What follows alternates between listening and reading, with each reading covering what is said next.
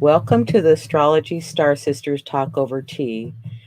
My star sister, Madam Simon, is here with me today as Joy couldn't make it today, so Simon is filling in. Thanks, Simon, for coming and joining me today. Thank you for having me. It's an interesting topic. Yes. So, we're going to talk about the Libra Decans and how they associate with astrology and tarot. So, to get a hold of Madam Simon, you can reach her at her website at iconalchemy.com, and you can reach me at alightpath.com. And we're talking about the Libra Decans.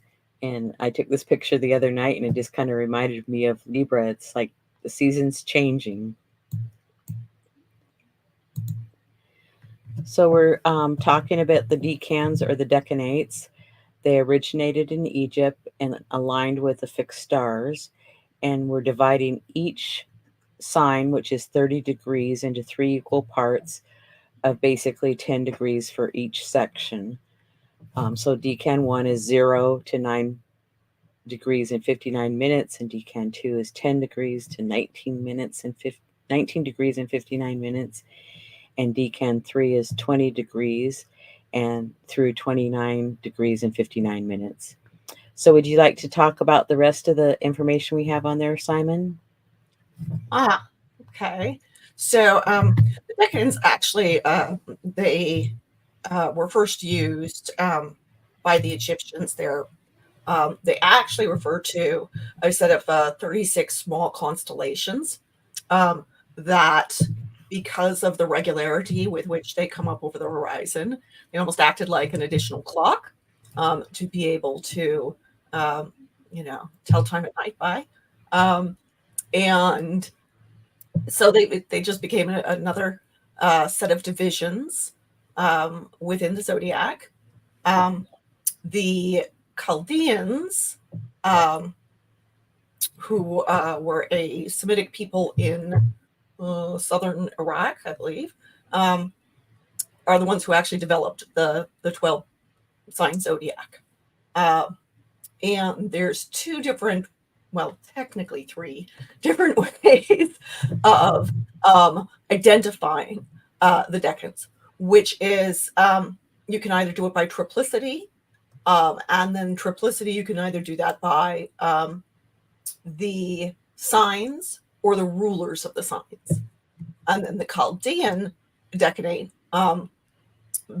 those rulerships follow the order of the visible planets, starting with the slowest speed, which is Saturn, and moving to the fastest, which is the moon. And that order is followed starting from the first decanate in Leo. And let's see, I think the Egyptian term for the decans is Batu. And the in Vedic astrology, this would be the Dracana, and they are referred to as faces in medieval astrology. Thank you for all that added information. That's wonderful. And I interrupted you, so I'll let you finish. No worries. I just wanted to point out, as noted in those notes there, that tarot follows the Chaldean decans. Yes, thanks. And then a little bit about the sign of Libra. It's a cardinal air sign. The ruling planet is Venus. The mantra is I relate. Libra is diplomatic, charismatic, adaptable, balanced, harmonious, courteous, artistic, fair, charming, seeks justice and cooperation, and is concerned with relationships. And some of the cautions could be indecisive, dependent, and hesitant and extravagant. Do you want to add anything, Simon? So, there are two things that always resonate in my head when it comes to Libra. One is, and I unfortunately do not remember the astrologer I first heard this from, but I've heard them described as the show ponies of the zodiac. I like that. That's wonderful. And then the other thing that always resonates in my head is something said by Samuel Reynolds, who says that Libra perceives beauty at the molecular level, that there is such a sense of fine-tuned refinement, which makes sense coming after Virgo. Virgo has done all of this fine-tuning and adjusting and working toward perfection, and then Libra's like, hello, perfection. Well said, and thank you to Samuel. I appreciate that. So we're going to get into the sign of Libra, and the major arcana card is the 11th card, Justice.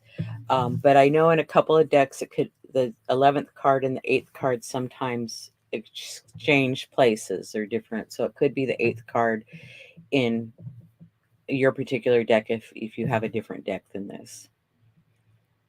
So would you like to say anything about the Justice card? Yes. So actually, I am one of those people who uses a deck that has this in the 8th position rather than the 11th. But Justice can also be called adjustment. It obviously, there's this archetype of Justice is a well-known archetype, but we can also look at it as being about having the mental centeredness with which to be fair and impartial. Because if your mind and your biases are swinging in a particular direction, you will not be fair and impartial. And so a lot of times when this card comes up, I'm not actually looking at it from the standpoint of like, oh yes, you shall have justice, but rather from the standpoint of what are you doing to be clear and calm and centered within yourself so that you can achieve fairness, impartiality, balance, and harmony.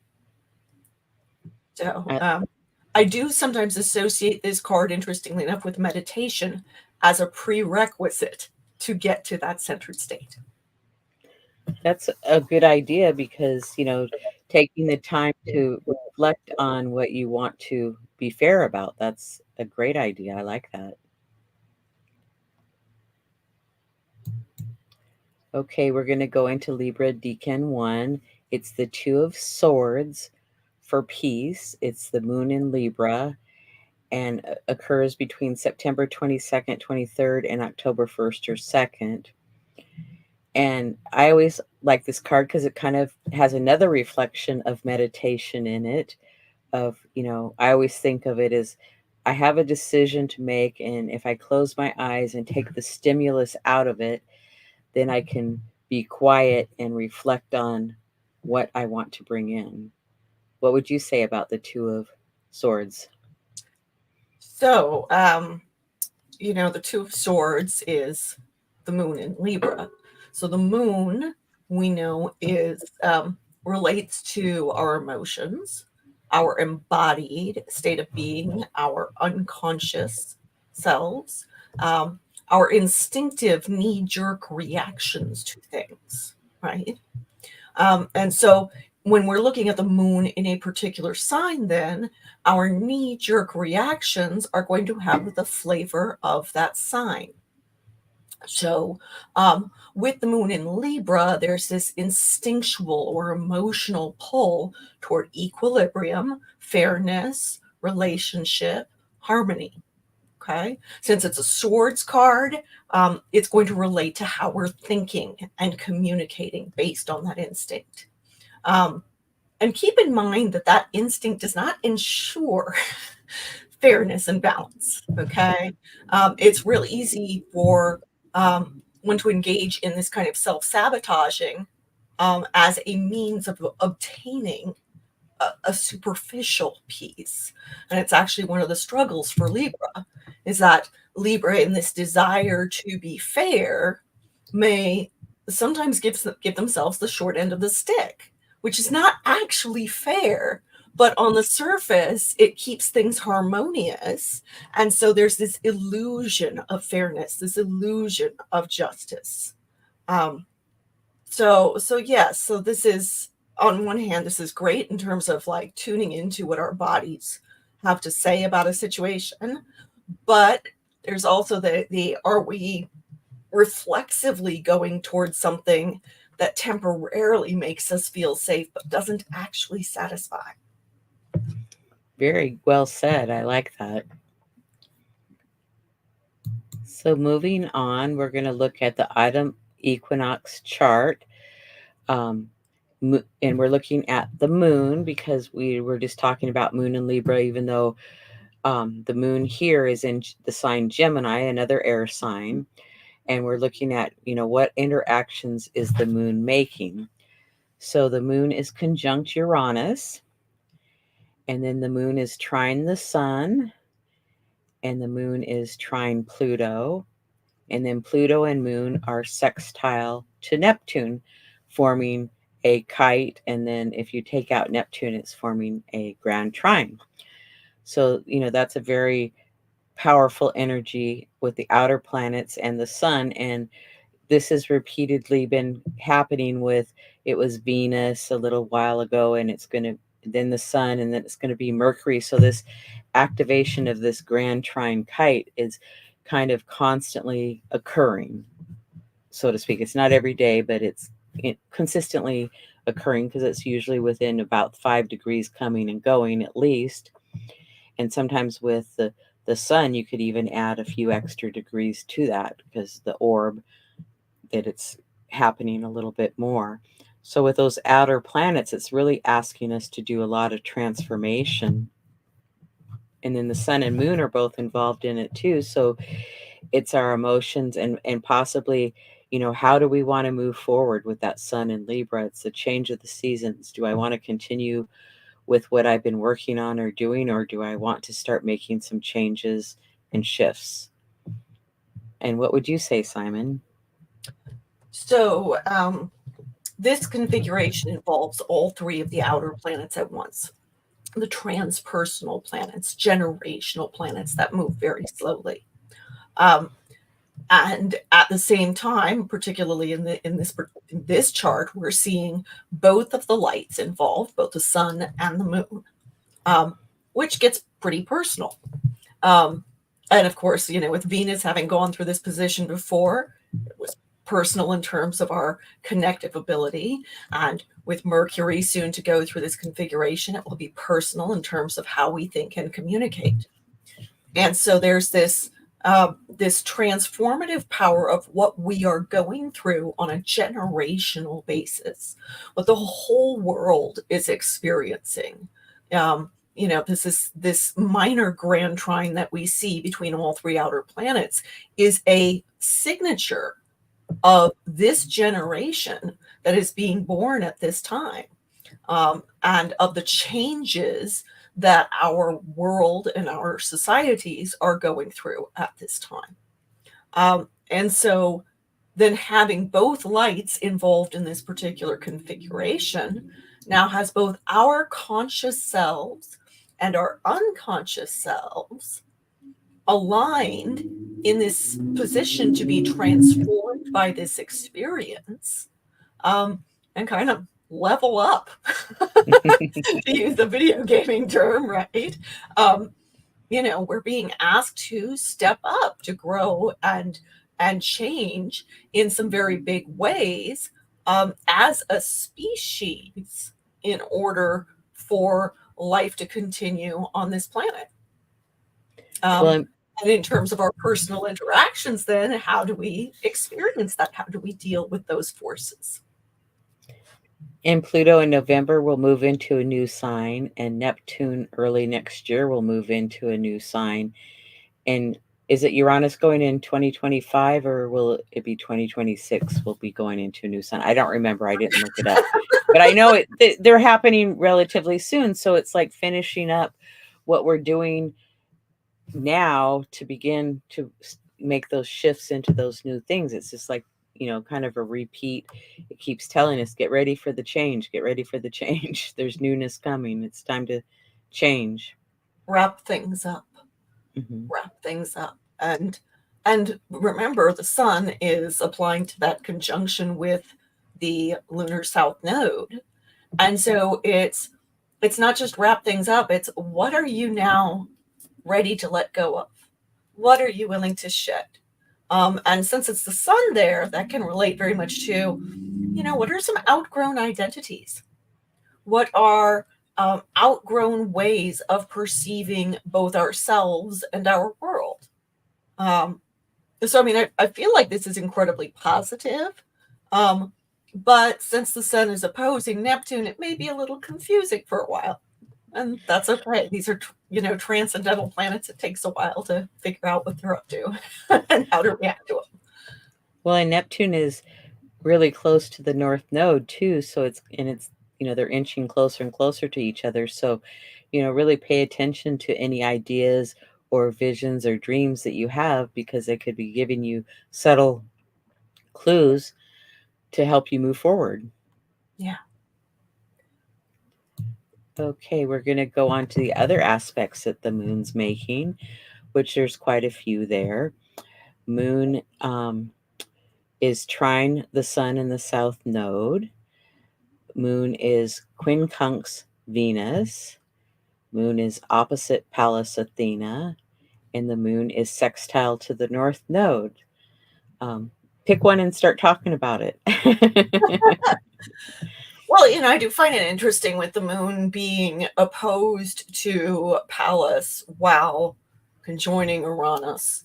That, the Uranus is makes for kind of sudden shakeups, right? There's this swiftness in terms of our reactions, and it's kind of like that bolt out of the blue way of seeing things.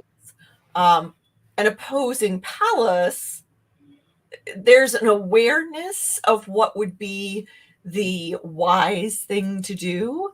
There's an awareness of perhaps, these ideals that we may have about what are the right things to do.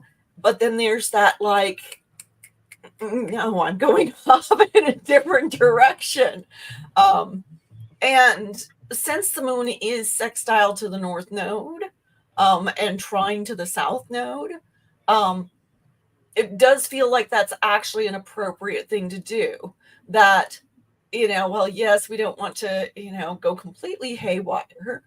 It is appropriate for us to try new things, and to, be willing to behave in ways that are unusual for us.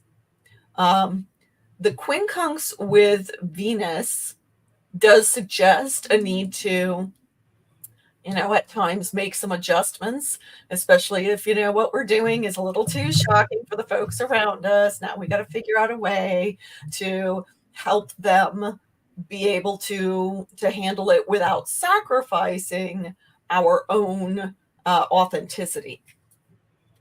So.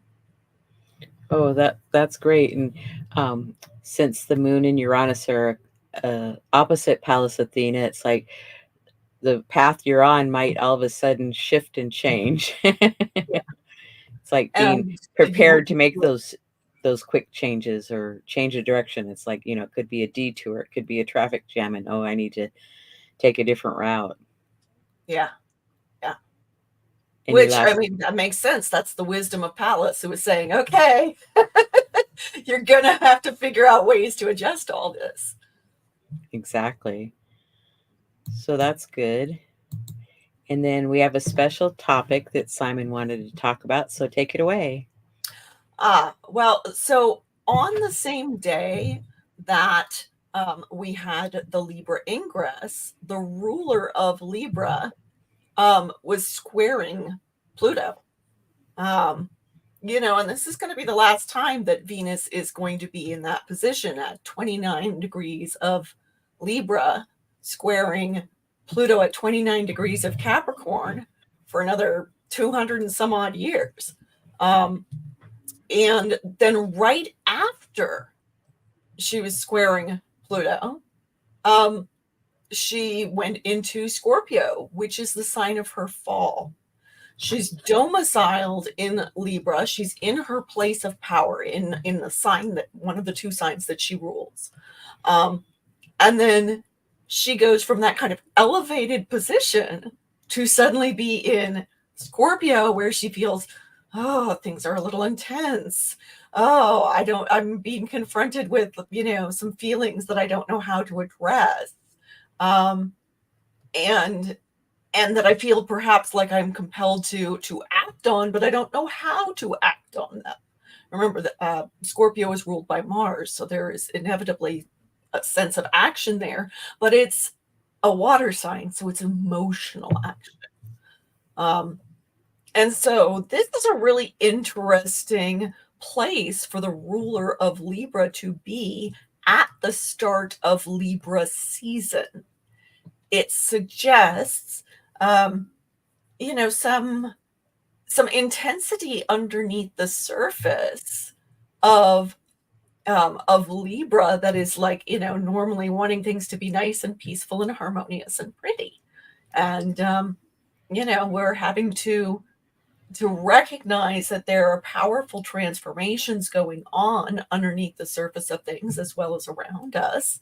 And that those can impact our relationships, our sociability, our desire to be around other people, as well as, Venus does govern wealth, so there may be some financial impacts for some people. Thank you for sharing that. So then we go to the Libra Decan number 2. It's the Three of Swords, sorrow. It's Saturn in Libra, October 1st and 2nd through the 11th and 12th. Oh, do you want to say anything about this card? So,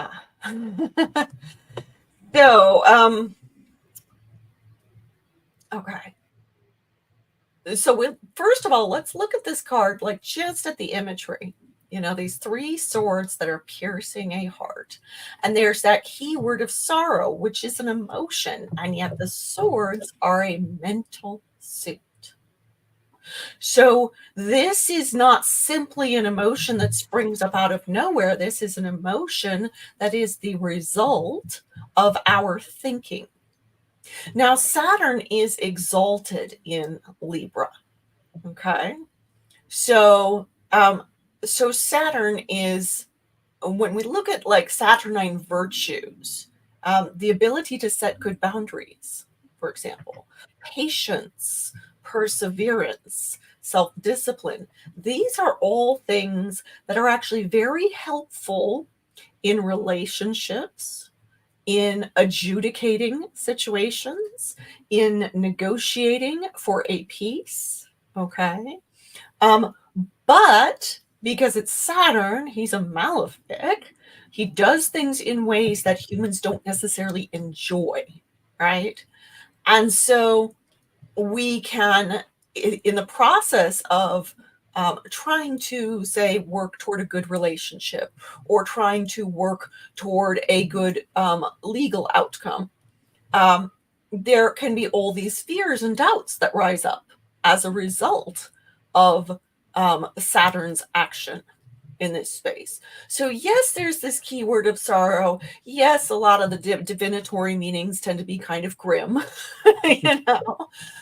But I always want people to remember that, those sorrows that are associated with this card are first and foremost the result of our thinking.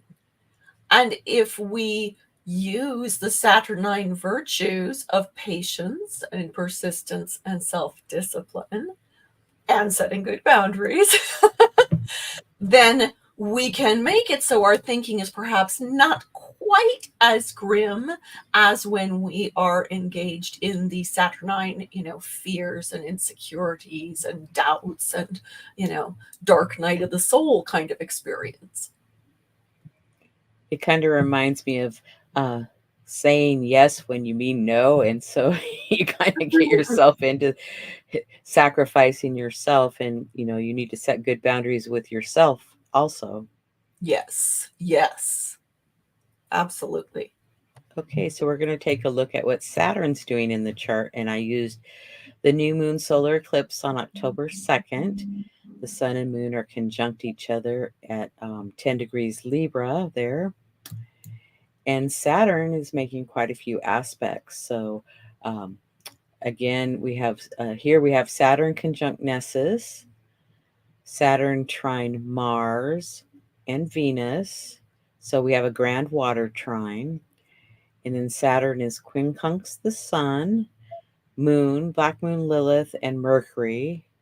Saturn is sextile Ceres, and Saturn is opposite Vesta. So we have quite a bit of energy going on here, but we continue to have a grand trine kite, but this has different planets involved in it, this one that we're seeing here on the screen. So would you like to pick one and start talking? So let's address Saturn conjunct Nessus right from the start, because Nessus can relate to some abusive qualities. Okay. And Saturn, having been transiting Pisces, can very much relate to the need for emotional maturity. And doing the hard work within our own feelings that is going to help us persevere through whatever difficulties may be around us. But it's important when we've got Saturn conjunct Nessus not to turn that into self-flagellation. Okay. We're not here to beat ourselves up. And yet there is a danger of that during this time period. Now it's wonderful that we do actually have some, this grand water trine, and therefore we have some support from Venus and Mars to perhaps use some more wisdom rather than self-abuse here. But, like I said, Venus is in her fall, so she's in kind of a weekend state and has some of her own troubles to deal with. And Mars is also in his fall. And so, what we want and how we go about getting it may feel, very serious and earnest when, we've got Venus and Mars in this trine with Saturn, but we need to not beat ourselves up over it. Now, Ceres at the head of that kite is answering to Saturn because she's in Capricorn. Okay. But she is guiding us with regard to our goals from this standpoint of what is it we hunger for? What nurtures us? What nourishes us? And what is it that addresses our grief?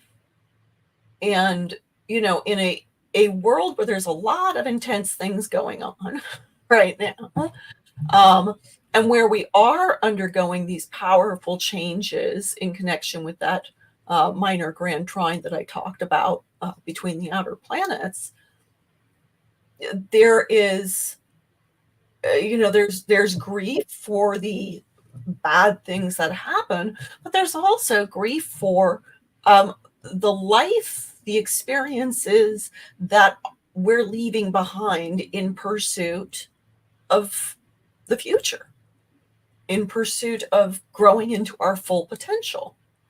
And it's important to recognize that even if what we're looking forward to, we can hope that it's going to be something better, right? But even if it is something better, there's still things that we had to leave behind that we may, feel sad about. Change can be an uncomfortable process, and humans can be really averse to it. So this definitely, there's like a sobriety, a seriousness about this configuration, but we should not use it to beat ourselves up with.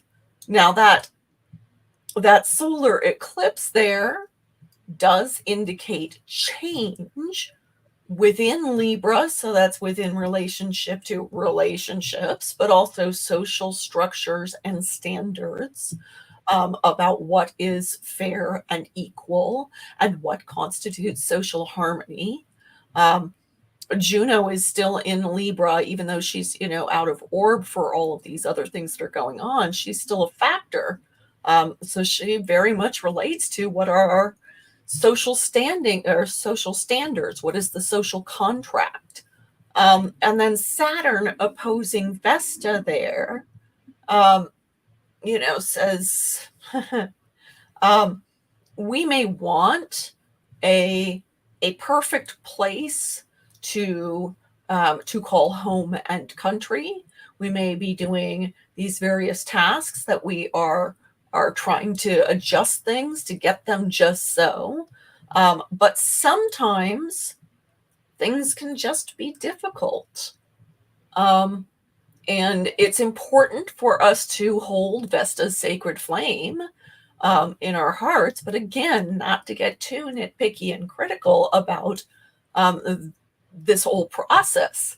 Saturnian processes are slow and sometimes challenging, unpleasant. He's a metalfic. He doesn't do things in like a soft, squishy way.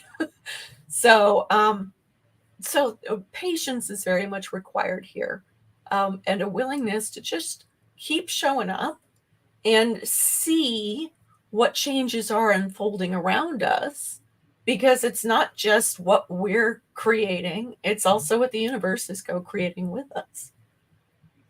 Well, I like how you added, to have the patience, because I think that that's really one of the key things with this aspect that's happening.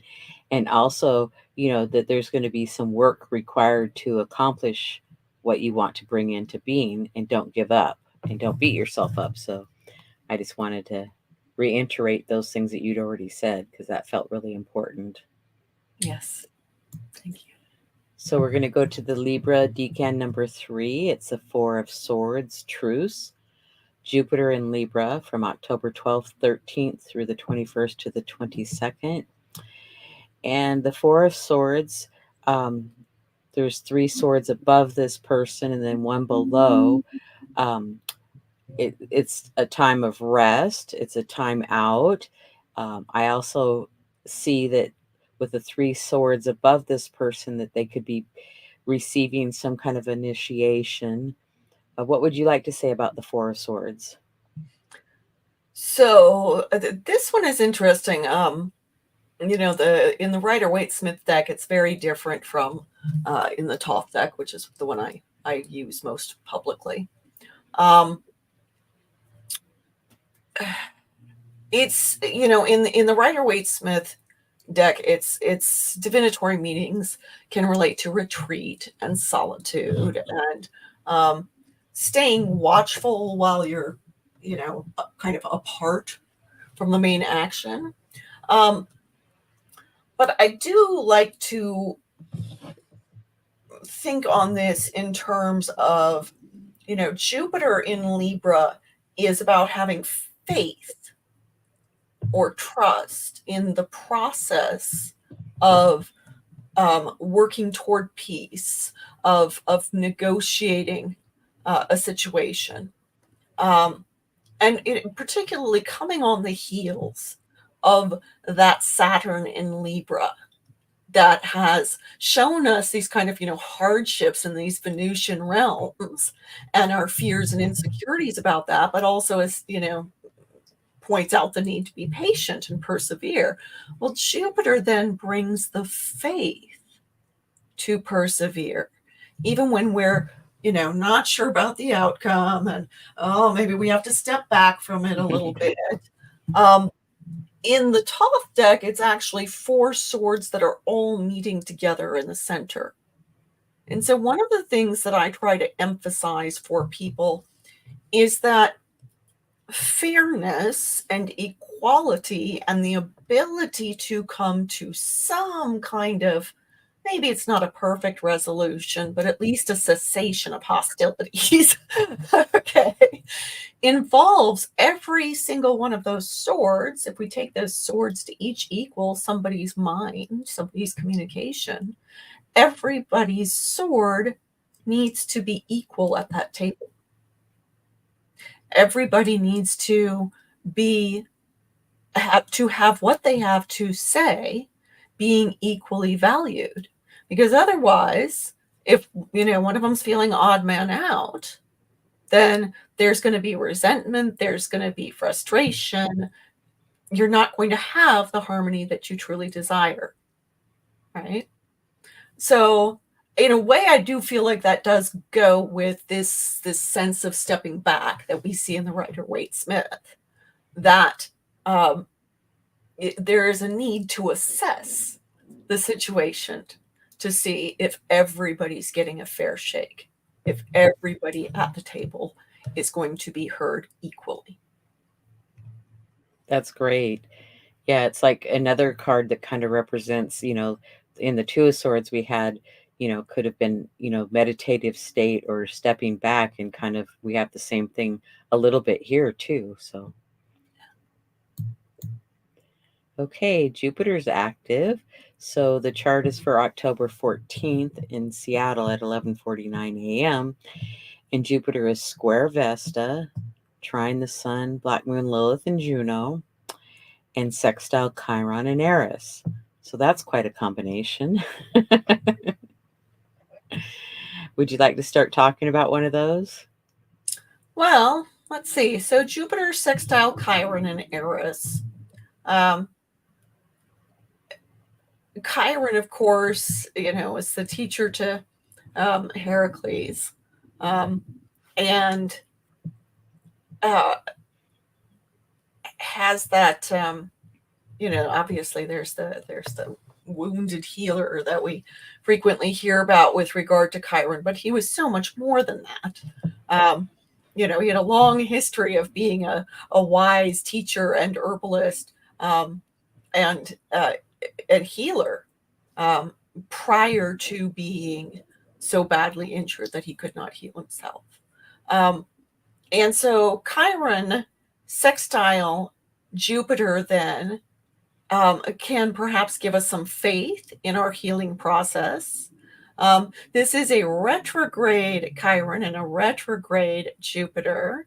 And so we may need to kind of retrace our steps in order to figure out where things gone a little screwy, that they need to be addressed for our own healing and betterment. But also with Eris there, Eris has some good fighting spirit. She's a warrior figure, but also, of course, is the figure of discord. And so there's a rebellious quality to her. And I find that very interesting, this Chiron and Eris hanging out together, because Chiron, of course, is considered to be, wise and effectively trying to work for the greater good, right? We don't typically see him as stirring up trouble. And here he's hanging out with that troublemaker Eris, right? But Chiron in Aries can show us where we have wounds surrounding our own independence, where we have wounds surrounding our executive function, our decisiveness, where perhaps sometimes we keep a stiff upper lip where we shouldn't, or where we're too impulsive about things and now we're paying the price. Okay, those are all Aries types of things where we could feel injured. And Chiron and Aries may really struggle with wanting to put a brave face on things when we're actually really frightened. And so having Eris there in Aries with Chiron, I feel like, yeah, okay, so she's a troublemaker, and belligerent and all of that, but she may also be like the friend who helps defend us from our own fearful thinking, or from our own tendency to, say, "Oh, I can do it by myself," when we really can't. So I actually really like that combination there, especially in this sextile with Jupiter, because I feel like that helps to feed our faith and to feed our faith on a social level. Um, Even though, yes, everybody's retrograde, so it's a little wonky.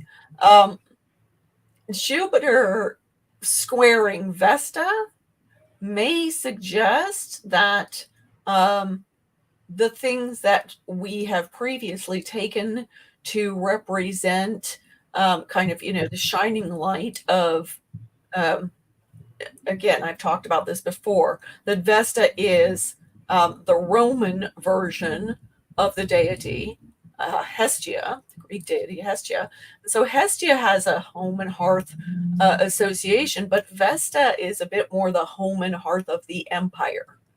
Um, and so Jupiter squaring Vesta may suggest some potential loss of faith regarding the empire, regarding the American dream. And at the same time may also be some folks kind of overcompensating for that and being like, no, no, no, it's all great, really.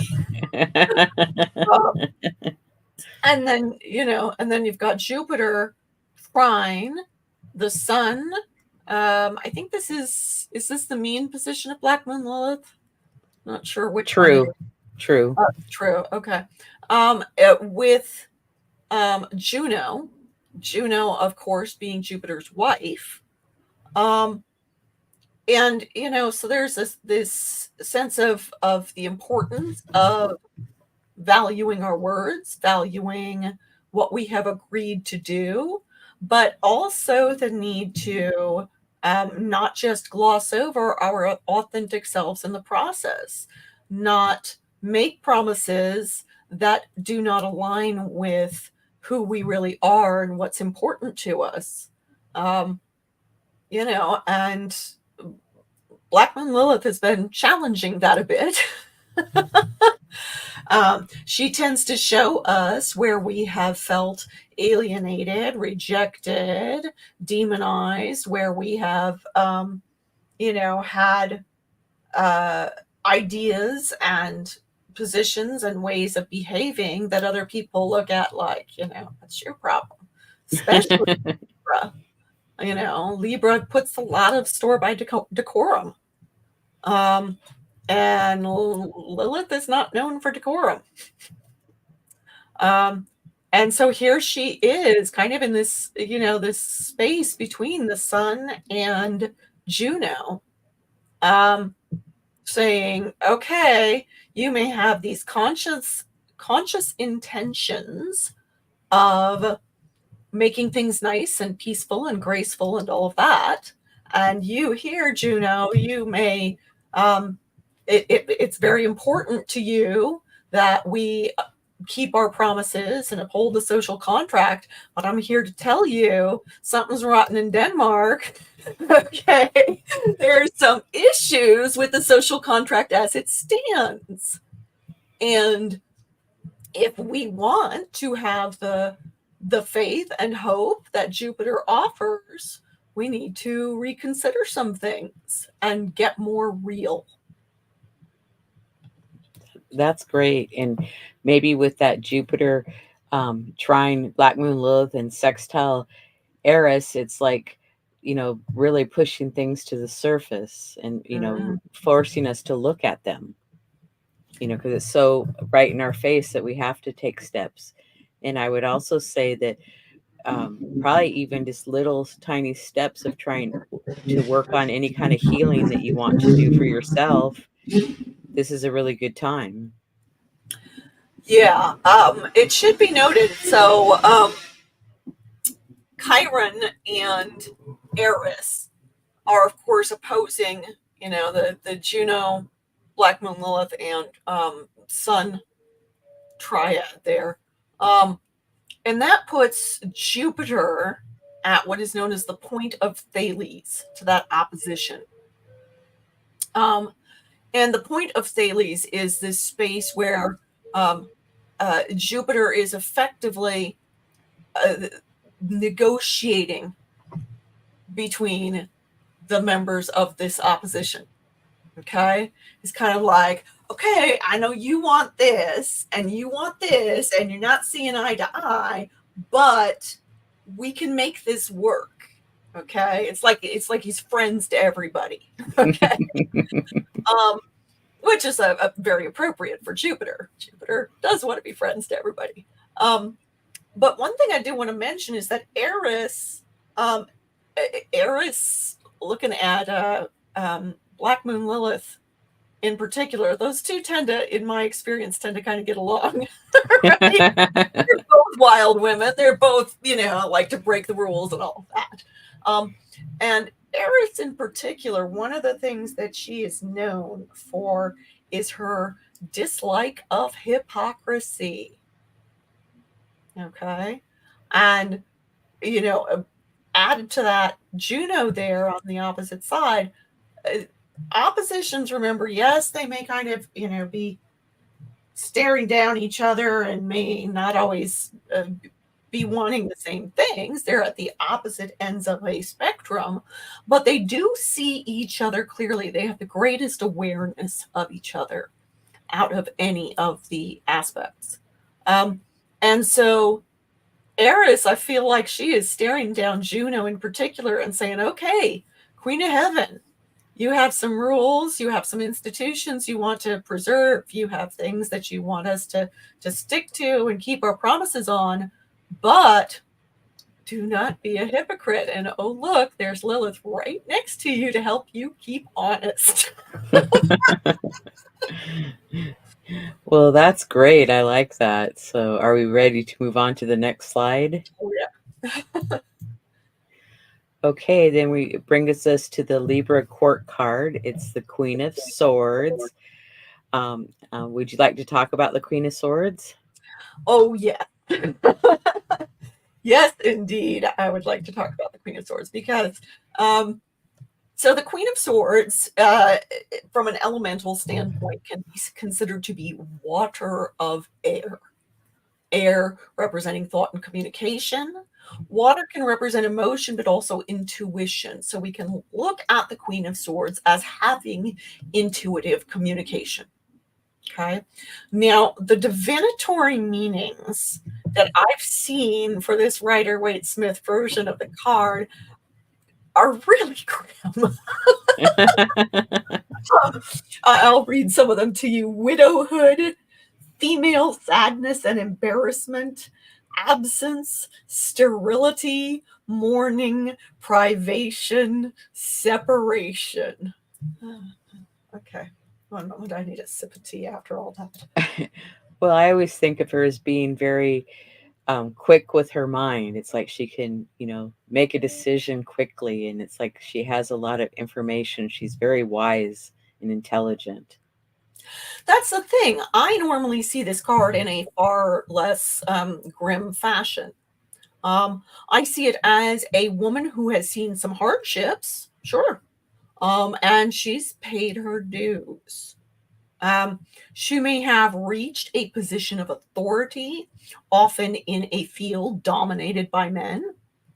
And that tends to get her painted as the Ice Queen. We were like, oh, that bitch, the Queen of Spades, which is what this correlates to.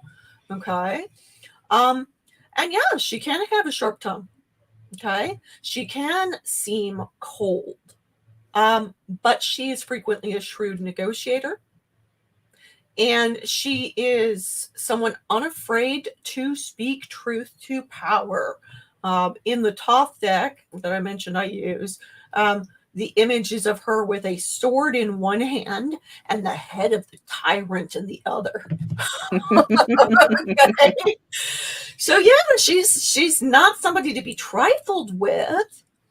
Certainly there can be sorrows associated with her if we look at her as being this kind of, culmination of the lessons that we've been learning from the Justice card and then from each of the 3 decans, and those cards associated with them, the 2 of Swords, the 3 of Swords, and the 4 of Swords. Sure, she's had to deal with some difficult thoughts and feelings. But I don't feel like this automatically makes for, gloom and doom. I think she can be quite a useful ally. I agree. I like how you talk about her. That's more in a positive light. I like that. Okay. So I think that concludes what we have to share. Do you want to have any thoughts for people to take home, or a summation? So it's interesting, from a tarot standpoint, the cards that we are associating with each of the decans don't fit a lot of the images we may have of Libra, right? They deal with perhaps the less pretty side of what Libra deals with. Remember, Libra being ruled by Venus is often, in the popular consciousness associated with fashion and art and parties and fun things. But just because Libra likes things to be beautiful and fun doesn't mean that there aren't some serious thoughts going on underneath the surface. And this Libra season, we've still got a solar eclipse coming up. And there's big changes going on in the world around us. And some of us are more affected by that than others. So I actually want to leave us with being a Capricorn, so the Saturnian side of things, which is be patient, persevere, work on your emotional maturity, and that does not mean like shoving your emotions underneath a rug in order to look nice and happy and graceful and all of that. It's instead recognizing that real fairness, real justice, and real beauty and real love and real relationships require that we be willing to do the work. And we first do the work on ourselves so that we can then engage in the work with others who are willing to do it with us. Well, thank you for that. And I agree with the patience and persevere and keep moving forward. So come back and enjoy more episodes of the Astrology Star Sisters Talk Over Tea. And upcoming podcasts, there's 3 with Justin and myself: the full moon forecast for Aries, the astrology forecast for October, and the Chiron asteroid series. We're going to do part 3. And the Astrology Star Sisters Talk Over Tea is the Scorpio Decans using astrology and tarot. The dwarf planet seed point of renewal with Sue. Jupiter retrograde and Pluto direct with Madame Simon. And You're a Cup Full of Stars, part 3 with Marcia Bouchard on the fixed stars.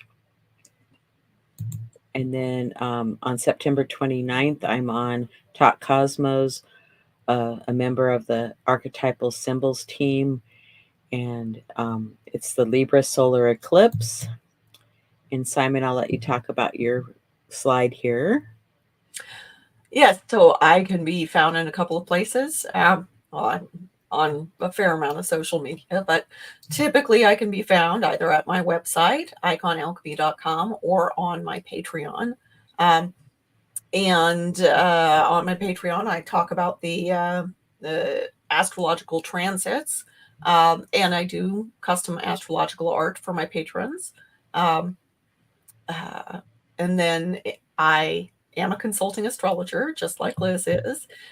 So if you wish to schedule a consultation, please visit my website at iconalchemy.com. Thank you. And again, Simon's website is iconalchemy.com, and my website is lightpath.com. And we always enjoy hearing from you. Thanks for joining us today, and we look forward to seeing you in the future. Like and subscribe and leave comments. We always enjoy hearing from you. And so, goodbye for now. We'll see you next time.